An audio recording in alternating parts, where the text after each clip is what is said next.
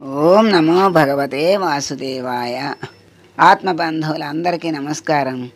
శ్రీమద్ ఆంధ్ర భాగవతం 15వ భాగం మనం ఇవాళ 15వ భాగంలో ఏముందో తెలుసుకుందాం. ఏం చెప్తున్నారో ఏంటో విందాం. ఇప్పుడు ధర్మరాజు వచ్చి విజయం కలగాలని ఆశీర్వదించమని అడిగాడు భీష్ముడిని. నీవు గనక ఇలా వచ్చి ఉండకపోతే నిన్ను శపించి ఉండేవాడిని, నీ గౌరవానికి పొంగిపోయాను, మీ 5గురి జోలికి రాను అన్నాడు భీష్ముడు. అప్పటికి మహానుభావుడు వృద్ధుడైపోయాడు. చర్మమంతా ముడతలు పడిపోయింది, జుట్టు నెరిసిపోయింది. తన కళ్ళ ముందు తన వాళ్ళు దెబ్బలాడుకుంటున్నారు. తనే ఒక పక్షానికి సర్వ సైన్యాధిపతి అయి నిలబడ్డాడు. అప్పుడు ధర్మరాజు, తాత నువ్వు రావక్కర్లేదు, కానీ నీకు స్వచ్ఛంద మరణం వరం ఉంది కదా, యుద్ధంలో నువ్వు ధనస్సు పట్టగా ఎవరు కొట్టలేరు, నువ్వు యుద్ధంలో ఉంటే ఎలా తాత అని చేతులు నులిమాడు.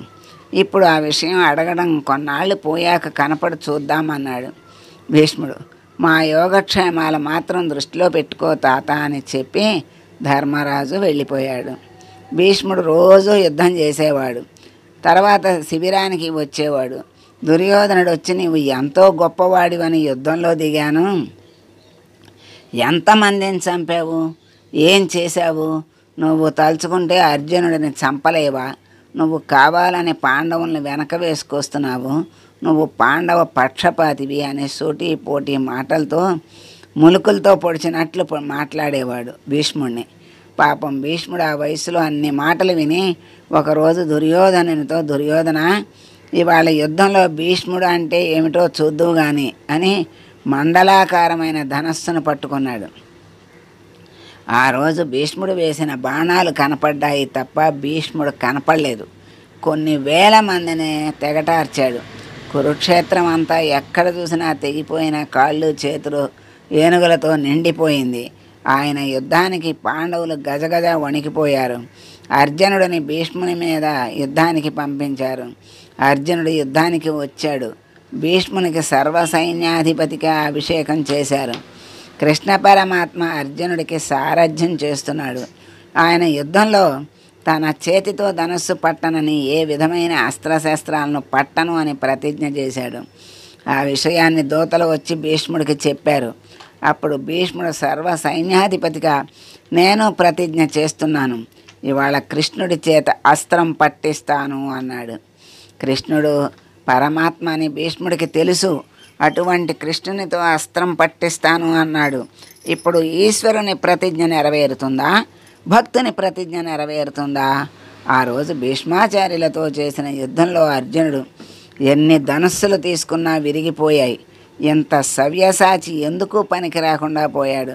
భీష్ముడు కొట్టిన బాణాలకు కృష్ణ పరమాత్మ కవచం చిట్లిపోయింది. కృష్ణుని మోదుగ చెట్టును కొట్టినట్లు కొట్టేశాడు. కృష్ణుడు వెనక్కి తిరిగి చూశాడు. అర్జునుని శరీరంలోంచి నెత్తురు ఏరులై కారిపోతోంది. కృష్ణుడు తాను చేసిన ప్రతిజ్ఞను మరచిపోయి భీష్ముడిని చంపి అవతల పారేస్తానని తన చక్రం పట్టుకుని రథం మీద నుండి క్రిందికి దిగిపోయాడు. అప్పుడు భీష్ముడు తన కోదండాన్ని పక్కన పెట్టి కృష్ణుడికి నమస్కరించాడు. అది 10 రోజుల యుద్ధం పూర్తయిన తరువాత ధర్మరాజు గారు కృష్ణుడిని పిలిచి అన్నారు, పితామహుడు యుద్ధం చేస్తుంటే ఇంకా మనం యుద్ధం చేయలేము.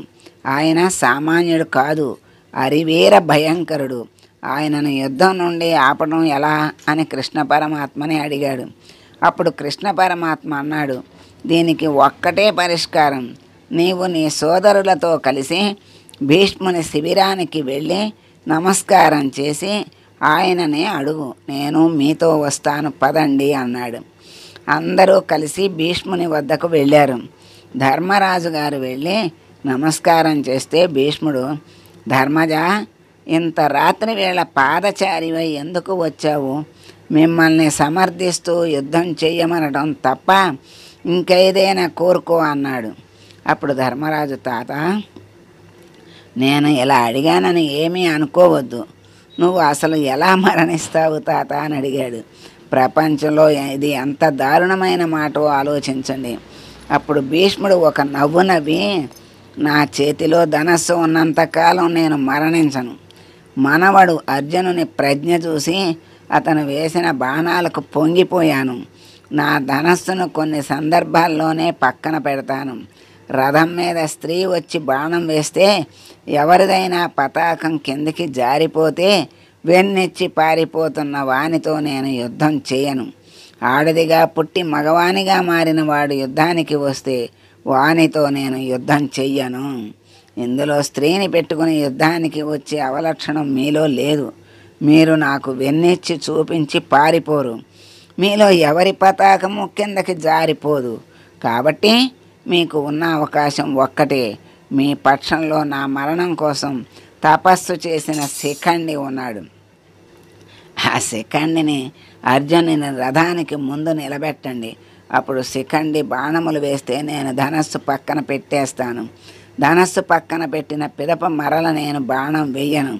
అప్పుడు వెనక నుండి అర్జునునితో బాణ పరంపరను కురిపించి నా శరీరమును పడగొట్టండి అని చెప్పాడు. అప్పుడు పాండవులు అలాగే తాత అని చెప్పి వెళ్ళిపోయారు. వెళ్ళిన తర్వాత శిబిరంలో అర్జునుడు ఎంతగానో దుఃఖించాడు. మహానుభావుడు తండ్రి లేక మేము ఏడుస్తుంటే ఆ రోజుల్లో నాన్న అని మేము ఎవరిని పిలవాలో తెలియక మా పట్ల అంత ప్రేమతో ఉన్న భీష్ముడి దగ్గరకు వెళ్ళి కౌరవులు మమ్మల్ని బాధ పెడుతుంటే నాన్న అని తెలియక మేము పిలిస్తే నేను నాన్నను కాను నాన్న, నేను తాతను అని చెప్పి ఆయన ఒడిలో కూర్చోబెట్టుకుని మాకు గోరుముద్దలు తినిపించాడు. మమ్మల్ని పెంచి పెద్ద చేశాడు. సర్వకాలముల యందు మా ఉన్నతిని కోరాడు. మాకు ఆశీర్వచనం చేశాడు. మాకు విలువిద్య నేర్పాడు. అంతటి ధర్మమూర్తియే తన వంశాన్ని చూసుకోవాలని ఇంతకాలం నిలబడిపోయాడు. అటువంటి వాడిని సవ్యసాచి అయి గాంధీవం పట్టుకుని శిఖండిని అడ్డు పెట్టుకుని ఆయన మీద బాణ పరంపర కురిపిస్తుంటే ఆయన ఒంట్లోంచి నెత్తురు కారిపోతుంటే నేను కొట్టగలనా అన్నయ్యా అని అడిగాడు. అప్పుడు కృష్ణుడు కొట్టక తప్పదు, ధర్మం కోసం కొట్టవలసిందే, నీవు కొట్టు తప్పదు అన్నాడు. యుద్ధానికి వచ్చారు. శిఖండిని ఎదురుపెట్టి తీసుకువచ్చారు. అప్పుడు భీష్ముడు తన ధనస్సును పక్కన పెట్టేశాడు. పెట్టిన తర్వాత శిఖండి భీష్ముని మీదకు ఒకేసారి 100 బాణాలు వేశాడు. భీష్ముని కవచం ఓడిపోయింది. అర్జునుడు ఆ రోజు వేసిన బాణ పరంపరకు అంతే లేదు. భీష్ముని శరీరంలో బటనవేలంత సందు కూడా లేకుండా ఆయనను బాణాలతో కొట్టాడు. చుట్టూ బాణపంజరమే. మధ్యలో భీష్ముడు ఉన్నాడు. అన్ని వైపుల నుంచి నెత్తురు కారిపోతోంది. వీపు చూపించలేదు కాబట్టి ఒక్క తల వెనుక మాత్రం బాణాలు తగలలేదు. ఒంటి నిండా బాణ పరంపరను వేసిన తరువాత సూర్యుడు అస్తమిస్తున్న సమయంలో భీష్ముడు రథం మీద నుంచి వెళ్ళి క్రింద పడిపోయాడు. అలా పడిపోయినప్పుడు ఆయన శరీరం భూమికి తగలలేదు. బాణములతో పడిపోయి ఉండిపోయాడు. అప్పుడు యుద్ధం ఆపి అందరూ పరుగు పరుగున భీష్ముని దగ్గరకు వచ్చేశారు. అప్పుడు భీష్ముడు నా పని అయిపోయింది, నేను స్వచ్ఛంద మరణాన్ని కోరాను, ఇంకా బ్రతికే ఉన్నాను, ఉత్తరాయణం వరకు నా శరీరాన్ని విడిచిపెట్టను. సూర్యుడు మకర రాశిలో ప్రవేశించి మాఘమాసం వచ్చిన తర్వాత రథసప్తమి నాడు రథం ఉత్తర దిక్కుకు తిరిగాక ఏకాదశి ఘడియలలో నా ప్రాణం విడిచిపెడతాను అని అర్జునుని పిలిచి, నా తల వెనక్కి వాలిపోతోంది, నా మర్మస్థానాలు అన్నీ కదిలిపోతున్నాయి, బాణములు కొట్టేయటం వల్ల నెత్తురు ఓడిపోతున్నది, నాకు తలగడ అమర్చు అన్నాడు. దుర్యోధనాదులు వెంటనే తలగడలు పట్టుకొచ్చారు. ఈ తలగడలు కాదు, నాకు కావలసింది యుద్ధభూమి యందు పడుకున్న వానికి బాణములతో తలగడను ఏర్పాటు చేయాలి. అటువంటి తలగడను అర్జునుడు ఏర్పాటు చేస్తాడు అన్నాడు భీష్ముడు. అప్పుడు అర్జునుడు బాణాలతో తలగడను ఏర్పాటు చేశాడు. ఆ తలగడను ఏర్పాటు చేసుకుని నేను ఈ యుద్ధభూమి అందే పడి ఉంటాను, ఎవరూ నా వైపు రాకుండా నా చుట్టూ కందకం తవ్వండి అని కందకం తవ్వించుకుని ఆ భూమి మీద పడి ఉండిపోయాడు భీష్ముడు. అది భీష్ముని యొక్క మరి పరాక్రమం, నిబద్ధత, మరి పాండవుల మీద ప్రేమ, యుద్ధ చాతుర్యం, మరి మాట యొక్క మాటకి కట్టుబడి ఉండటం, దానివల్ల వచ్చిన వరాలు, ఆ వరం వల్ల స్వచ్ఛంద మరణం, దానికోసం మరి ఉత్తరాయణం వచ్చే వరకు అలా ఉండిపోతాను అని బాణ అంపశయ్య మీద ఉన్న భీష్ముడు చుట్టూ కందకం తవ్వితే మళ్ళీ నా దగ్గరికి ఎవరు రారు అని చెప్పి కందకం కూడా తవ్వించుకున్నాడు. మహాత్ముడు మరి భీష్ముని యుద్ధం చాతుర్యం కూడా దీంట్లో చూసాం మనం. ఆయన ప్రతిజ్ఞ, మరి ఆయన యుద్ధ చాతుర్యం అన్నీ కూడా మనం తెలుసుకున్నాం. సర్వే జనా సుఖినో భవంతు, సమస్త సన్మంగళాని భవంతు. ఓ